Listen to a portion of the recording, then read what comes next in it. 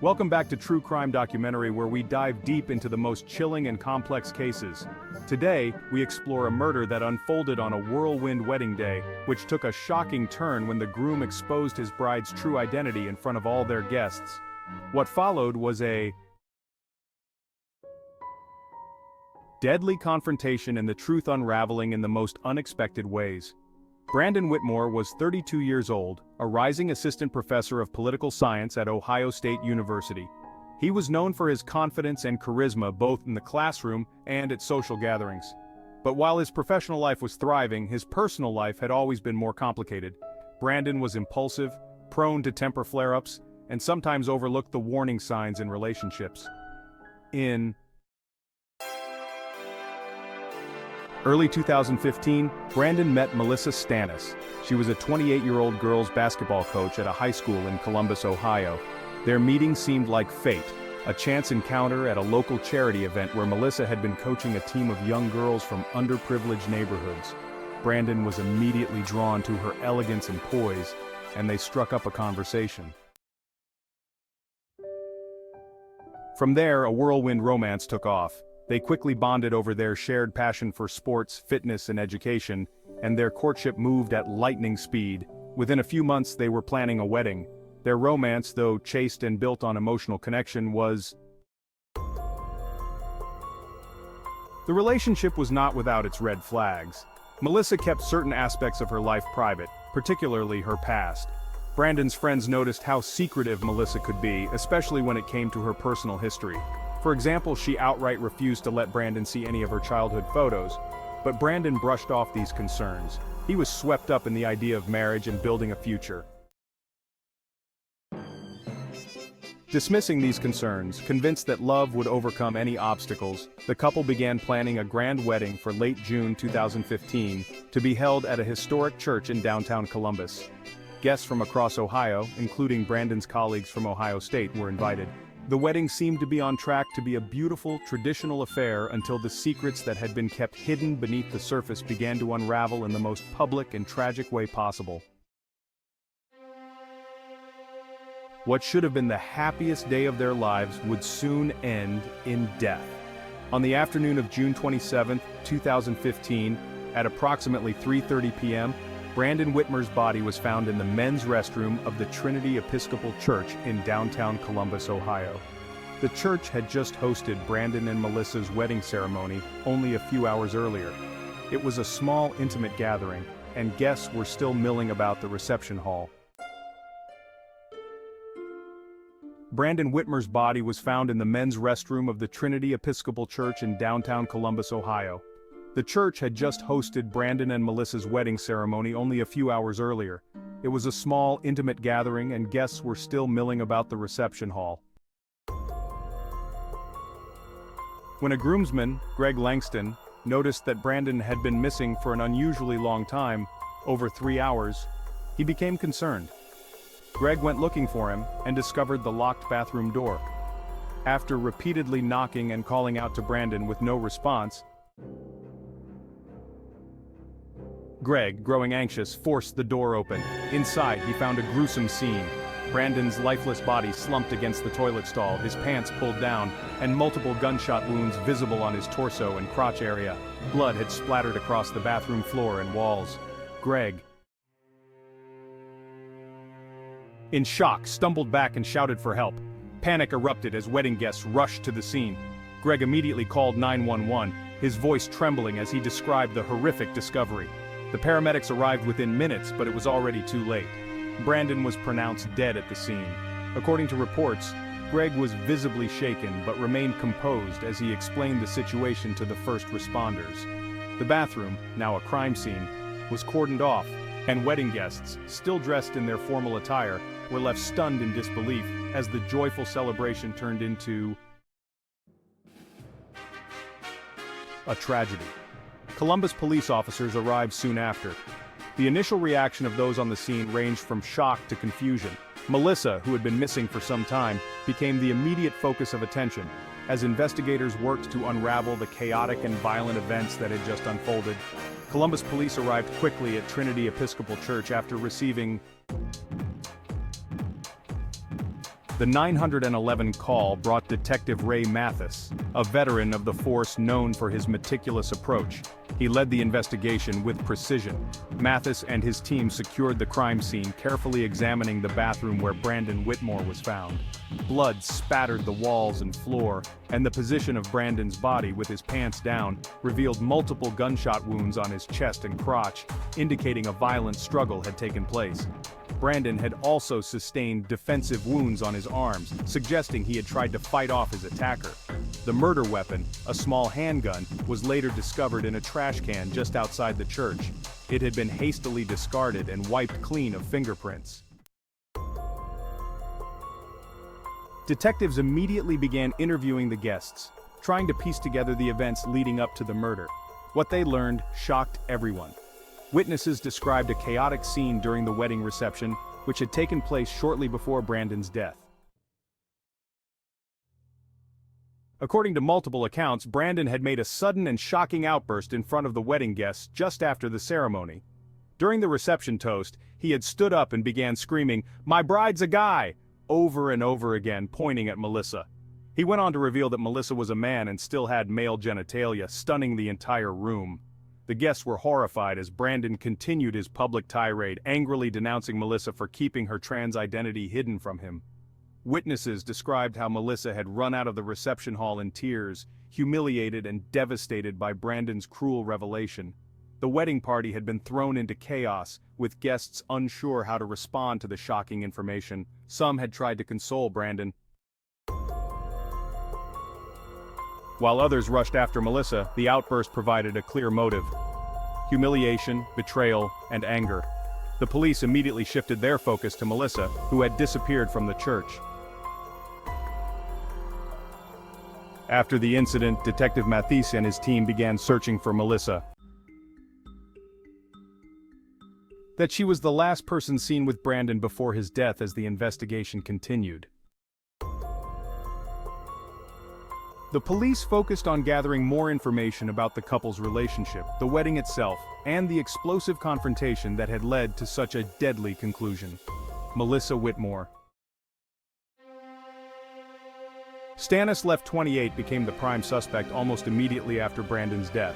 Melissa had fled the wedding reception following Brandon's shocking public outburst, leaving behind a devastated crowd.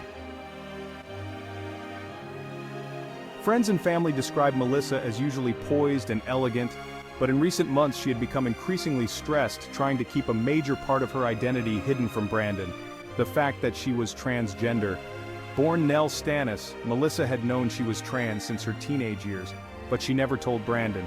She feared that revealing the truth would lead to rejection and ruin the life she had built. During their whirlwind romance, Melissa had managed to keep her secret. The couple's relationship was quick and intense, and Melissa was cautious about physical intimacy, often explaining her reluctance by saying she wanted to wait to have sex until they were married. Brandon, though frustrated, accepted her reasons, eager to make their relationship work. However, this delicate balance came crashing down in the days leading up to their wedding. According to investigators, just 2 days before the wedding, Brandon accidentally walked in on Melissa while she was changing. Melissa had been in the bathroom of their shared apartment when Brandon entered unexpectedly. In that brief, fateful moment, Brandon saw Melissa naked and realized that she had male genitalia. Shocked and furious, Brandon demanded an explanation. Melissa tried to explain her situation, but Brandon couldn't handle the truth. He stormed out, but the couple eventually made up, at least on the surface.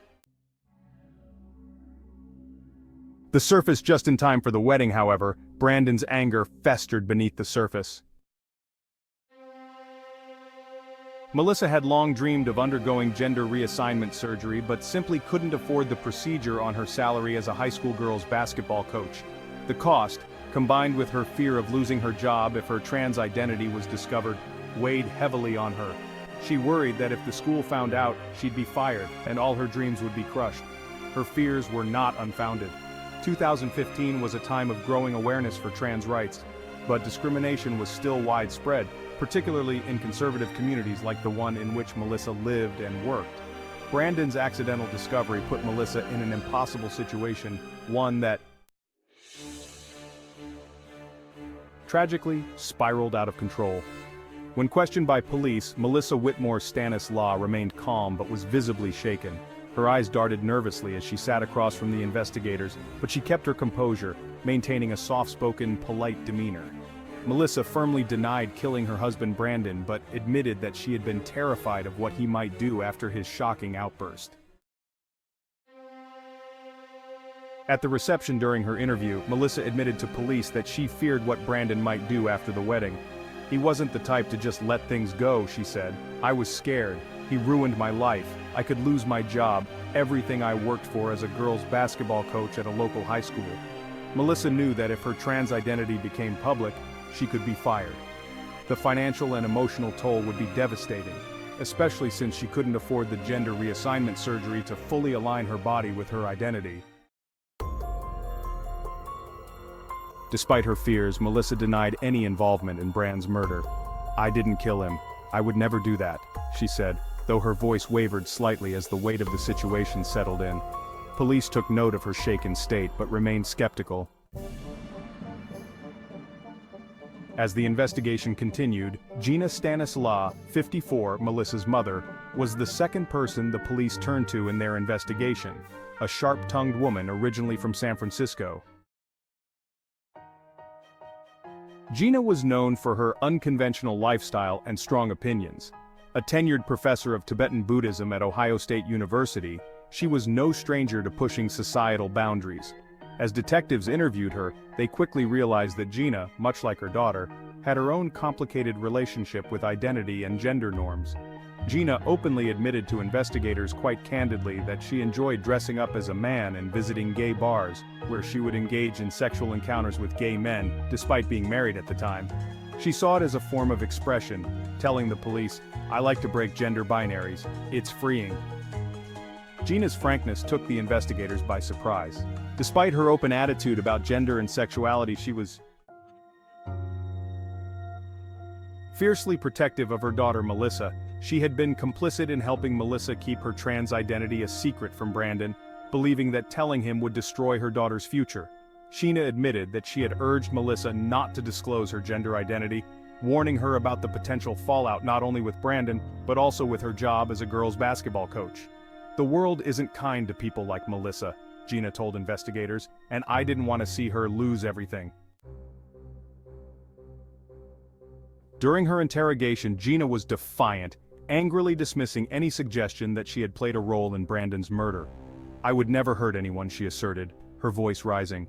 "What happened at that wedding was between my daughter and her husband. I had nothing to do with it." Despite her strong denial, the police couldn't ignore her strained relationship with Brandon, which had become apparent over time. Gina had never approved of how he treated Melissa, particularly during the wedding when he humiliated her in front of family and friends. Investigators sensed that Gina's anger toward Brandon might have fueled the motive for violence, even if she claimed otherwise. Gina's defiance and emotional volatility raised further suspicions among investigators. "You don't know the whole story," she snapped during one particularly tense moment. "Brandon was not who he appeared to be. He hurt my daughter, and I would do anything to protect her." This admission only deepened the officer's interest in her involvement in the case. Despite her insistence on innocence, Gina remained a key figure in the investigation, with her complicated relationship with both Melissa and Brandon continuing to raise red flags. On July 1, 2015, the investigation took a dramatic turn. It was a hot, humid afternoon in Columbus, Ohio, when detectives received new information that would change the direction of the case. A wedding guest had come forward, providing a critical lead. This lead shed new light on the events leading up to Brandon Whitmer's murder. According to the guest, Brandon had been involved in an affair with his adopted sister, Chloe Whitmore, for several months before the wedding. This revelation shook the investigation and introduced a new layer of complexity. Detectives immediately shifted their focus. Chloe, aged 26, had always been close to Brandon, but no one had suspected their relationship had crossed such boundaries. The affair had been ongoing during Brandon's engagement to Melissa in the days leading up to the wedding. Chloe had started feeding Brandon suspicions that Melissa was hiding something. Chloe had long suspected that Melissa wasn't who she appeared to be, and had used her relationship with Brandon to dig deeper. Chloe's jealousy of Melissa, combined with her own strained relationship with Brandon, created a toxic dynamic that investigators realized could have played a crucial role in what happened on the wedding day. Chloe's betrayal had another layer. She had been using the affair to leverage control over Brandon. The two had grown more possessive of each other as time went on, and Chloe knew that revealing Melissa's secret could destroy the relationship. However, she hadn't anticipated Brandon's public outburst at the wedding. Her plan to keep Brandon close by controlling the information backfired when he lost his temper and humiliated Melissa in front of their guests. Detectives believe this affair provided the missing piece to understanding the twisted family dynamics. The stress, betrayal, and manipulation Brandon experienced may have pushed him over the edge during the wedding reception, leading to his shocking outburst. But the affair also brought Chloe under the microscope as a potential accomplice or instigator in Melissa's actions that night. This new evidence, combined with the testimony from wedding guests, gave the police a clearer picture of the events that led to the deadly confrontation in the church bathroom. Melissa's humiliation, compounded by the betrayal of Chloe's affair with Brandon, became the critical twist that reshaped the investigation. As the investigation deepened, detectives turned their attention to Chloe Whitmore, Brandon's 26-year-old adopted sister. Chloe, a free-spirited bartender who worked at a popular local spot, had always been known for causing drama within the family. Now, with the new revelation of her affair with Brandon, Chloe became a key suspect when investigators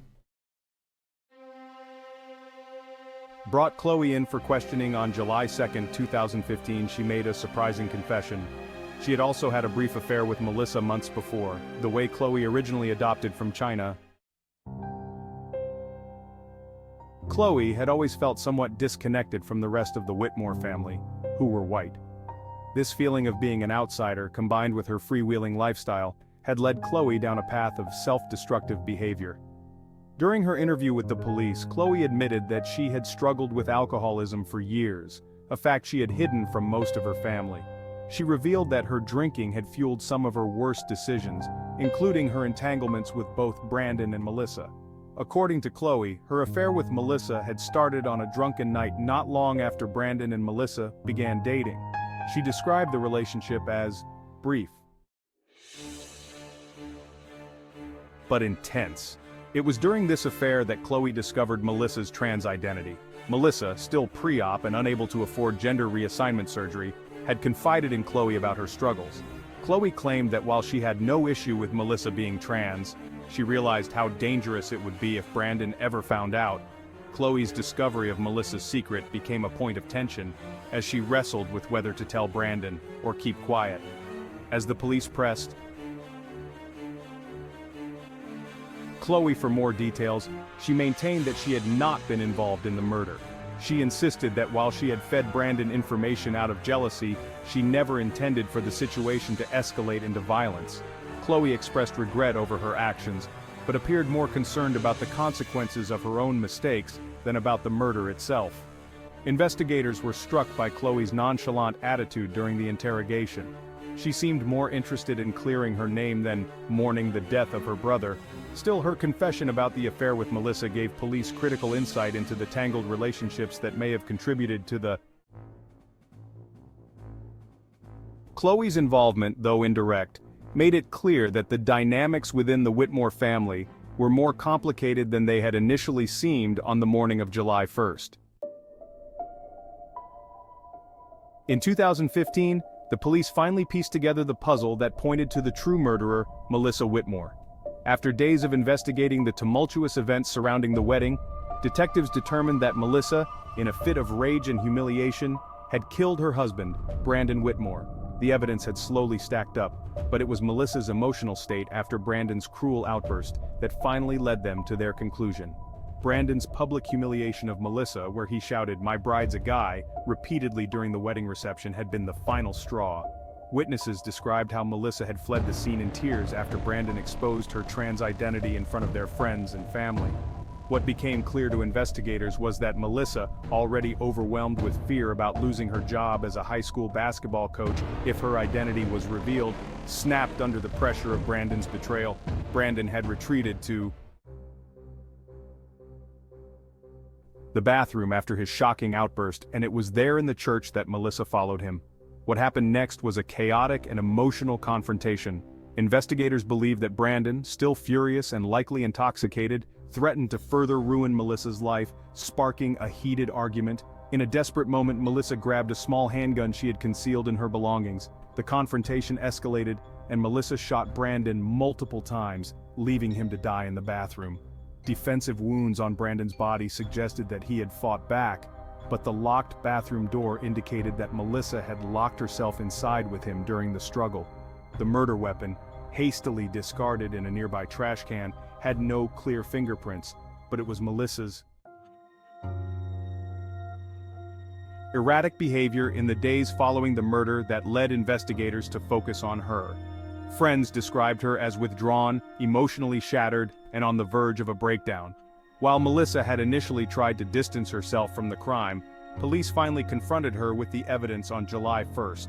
When officers arrived at her apartment to make the arrest, Melissa seemed resigned to her fate. She was calm and didn't resist her arrest, which shocked some members of the community, but to others, it seemed like an inevitable conclusion. The Whitmore family, still reeling from the public exposure of their personal secrets, had mixed reactions. Some felt relief, while others struggled to reconcile the tragedy that had unfolded in the months following Brandon's death. Whitmer's murder. The courtroom became a stage for the drama surrounding the murder trial of his wife, Melissa Whitmore. Stannis, the prosecutor, Jew Ad 42, was known for his determined demeanor.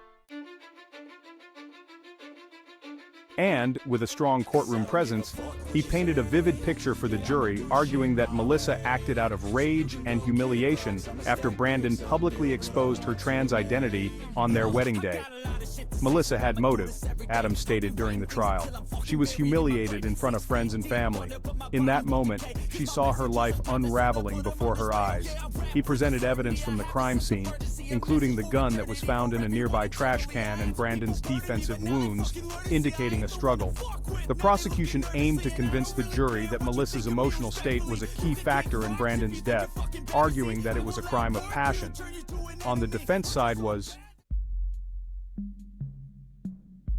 attorney Morel Jennings Oso Branco, 36, known for her calm demeanor and thorough approach.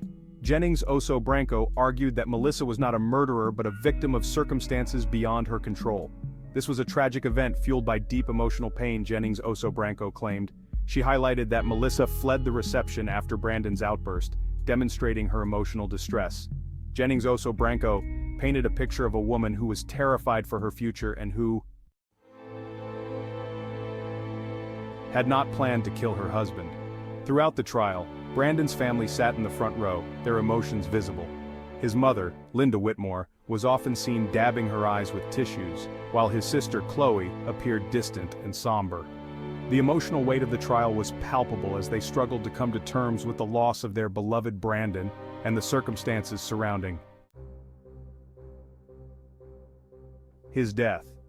After several days of testimony, the jury deliberated for just over 3 hours before reaching a verdict. The courtroom fell silent as the jury returned. Melissa was found guilty of second-degree murder, which shocked many who had hoped for a more lenient outcome.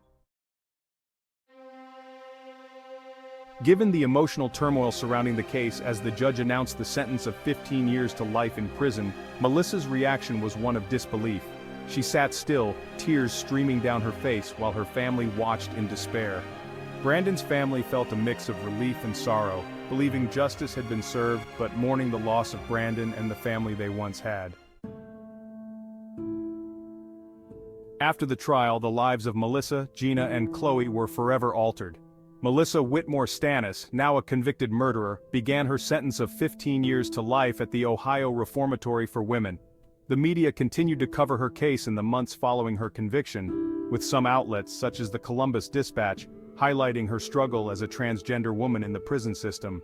Melissa, who had never been able to afford gender reassignment surgery, faced the daily reality of her gender identity being at odds with her surroundings. Despite her legal team's efforts to advocate for better conditions, Melissa spent her days in relative isolation. Her once promising future, a life of love and acceptance she had hoped to build, had unraveled in the most tragic way. Melissa's mother, Gina Stanis, returned to her job as a professor of Tibetan Buddhism at Ohio State University. Originally from San Francisco, Gina was known for her academic work and dedication to breaking down gender and societal norms, often speaking about her own experiences dressing as a man and engaging in relationships with gay men despite being married. However, the trial put her under intense scrutiny, as police had suspected she might have been involved in Brandon's murder out of love and protection for her daughter after his public outburst. Although Gina angrily denied any involvement during her interrogation, her strained relationship with Brandon and her unconventional lifestyle left her with a permanent cloud of suspicion. Her academic reputation suffered, with some of her students and colleagues questioning her past and her role in Melissa's tumultuous life. Chloe Whitmore, Brandon's sister, admitted during the trial that she was an alcoholic and had had a brief affair with Melissa, which was how she learned of Melissa's trans identity. Chloe's revelation was a bombshell in the courtroom, adding another layer of complexity to an already tangled case. Following the trial, Chloe sought treatment for her alcoholism at a local rehab facility, and her recovery became a long and difficult journey. She withdrew from the public eye, choosing to focus on healing from both her addiction and the devastating loss of her brother.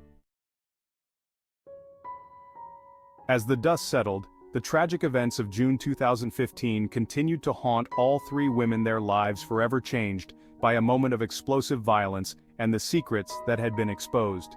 The case of Brandon Whitmore's murder reveals the deep pain that secrets, betrayal, and public humiliation can bring. It's a reminder that sometimes the most beautiful celebrations can mask the darkest tragedies.